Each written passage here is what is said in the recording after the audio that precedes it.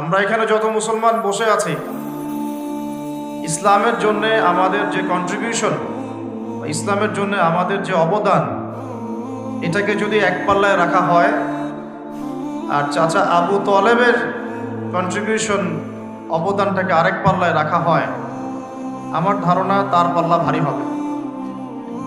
নবী সাল্লাল্লাহু আলাইহি ওয়াসাল্লাম যখন মক্কায় দাওয়াতি কাজ করছিলেন, তার উপরে এমন কোনো বিপদ আপদ নাই যা আসে নাই। শারীরিক নির্যাতন, মানসিক নির্যাতন, গালিগালাজ, অর্থনৈতিক বয়কট, সামাজিকভাবে বয়কট, এমনকি শারীরিকভাবেও তাকে নিপীড়িত করা হয়েছে। প্রত্যেকটা ক্ষেত্রেই তার পাশে ছায়ার মতো ছিলেন তার চাচা আবু তলেব। কে ছিলেন? আবু তলেব। কিন্তু শেষ পর্যন্ত চাচা আবু তলেব কালিমা লা ইলাহা ইল্লাল্লাহ মুহাম্মাদুর রাসূলুল্লাহ সাক্ষ্য দিতে পারেন। বুঝেছেন?